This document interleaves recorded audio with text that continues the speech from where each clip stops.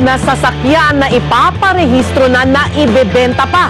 Yan ay dahil sa pagmamaniobra umano ng mga dokumento sa LTO. At ayon pa sa PNP Highway Patrol Group, may 3 lugar sa Visayas at Mindanao kung saan pinakatalamak ang galo. Magbabandila si Zian Ambrosio.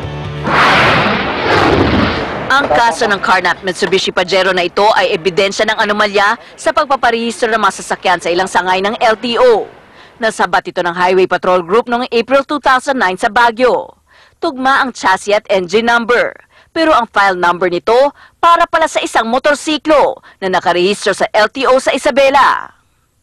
Mula doon ay parehistro ito sa LTO Tarlac sa pangalan ng iba ng may-ari. Higit na kaduda-duda na bigyan pa ito ng special plate. Sa ulat ay pinadala ng Highway Patrol Group sa Cordillera na patunayang may irregularidad sa papeles ng Pajero na inarehistro sa LTO sa Tarlac. Ang pinuno umano ng panahong yon, ang mismong pinuno ng LTO ngayon na si Assistant Secretary Virginia Torres.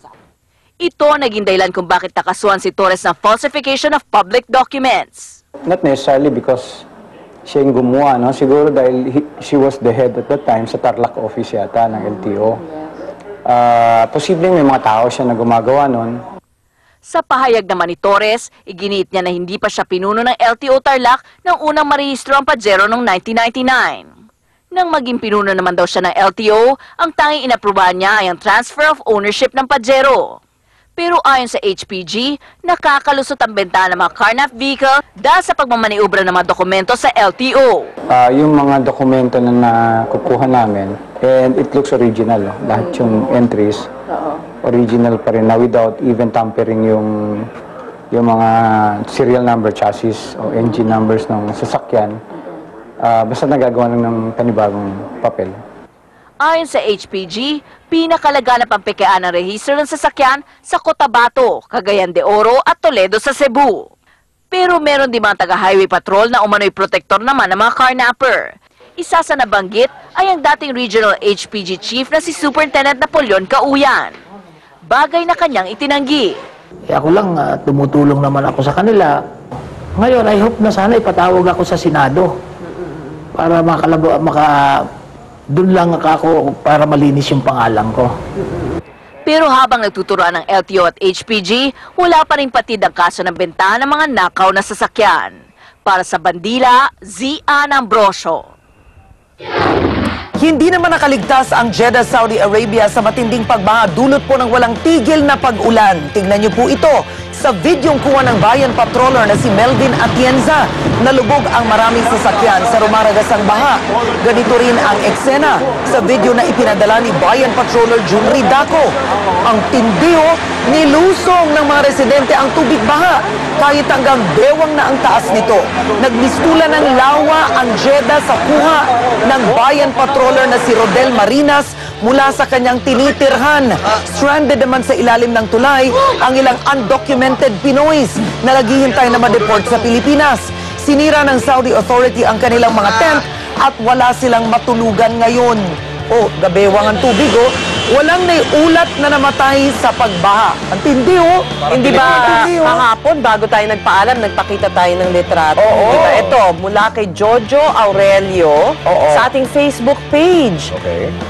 Itong litratong pinadala niya. Mga video pa lang. Video pa lang. Ito, papakita na natin. Rubber boat na rin.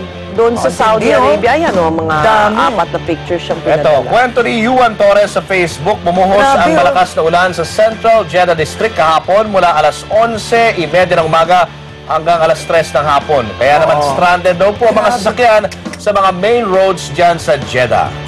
Sa kuha din naman ni Toby Barodi. Salamat sa lahat na nagpapadala. Lubog ng mga sasakyan dahil sa matinding baha. Yun yung tinaming mga sasakyan, tumaob na yung iba, nandun nakalubog. Kakaiba, Mga mahirap na ipaliwanag na mga pangyayari sa ating kalikasan. Dito naman sa Pilipinas, matagal ng problema ang matinding gutom sa ating bansa. Pero sa kabila nito, marami pa rin mga restaurant at mga hotel ang nagtatapon lang ng sobra-sobra nilang pagkain. Kaya ang layunin po ngayon ng DSWD at ng Philippine Red Cross ay hikayatin ang mga ito na ipamigay na lamang ang sobrang pagkain sa mga mahihirap. Ang mga pagkain tinatapon ng restaurant, kinokolekta ni Aling Imelda. Inuwi niya ito at niluluto ulit para ulamin ang pamilya niya. Pagpag ang tawag dito. Kaya naman po, malipasan ka pa ng gulay, pera pa ng doktor yan. O hospital ka pa. Tama lang lagyan dito ka mo, okay na. Ang mga tulad ni Aling Imelda ang layong tulungan ng Food Donation Act. Pirmado na ito noon pang 1 taon. Pero hanggang ngayon, hindi pa na ipapatupad ang batas. Imbis na masayang at itapon na lang yan, ito ngayon ay magagamit ng maayos. Ayon sa may akda ng batas na si dating Senador at Philippine Red Cross Chairman Richard Gordon, napapanahon ito sa harap ng latest SWS survey na nagsasabing tumaas sa 3.4 million ang bilang ng mga nagugutom sa bansa. Mahirap pagkagutom ka. Hahanapin namin yan, bibigyan ng pagkain yan, tuturuan sila ng livelihood. Sumama ang programang Krusada sa pagpapatupad ng Food Donation Act. Kinolekta ang dinonate na tinola at adobo rice ng isang restaurant sa Maynila. Sinakay sa Hot Meals on Wheels at tinaan sa pinakamalapit na tanggapan ng Red Cross kung saan nirepak ng mga Red Cross volunteer ang pagkain. Sinimulan po muna sa Maynila ang test run ng Food Donation Act na ito at umaasa naman ang DSWD at ang Red Cross na magtatagumpay ito at may papatupad sa buong Pilipinas. Alamin kung paano pinamahagi ang mga narepak na pagkain sa mga nakatira sa ilalim ng Jones Bridge at ang bukong kwento sa Krusada po yan mamaya na pagkatapos ng bandila. At susunod na! Hindi pa tapos ang pagpupuyat nila. Hindi pa. Inaabangan ng krusada. Kailangan dire-diretso. Walang patayan ng TV pagkatapos ng bandila. Straight to krusada. Mega kape. Susunod na.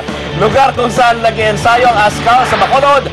Isinikreto muna para hindi dumugi ng mga fans. Uy, bagong PlayStation Portable mistulang tablet PC na rin. At cafe sa Croatia, nagpapahiram ng iPad sa mga customers. Huwag bibitiw sa bandila.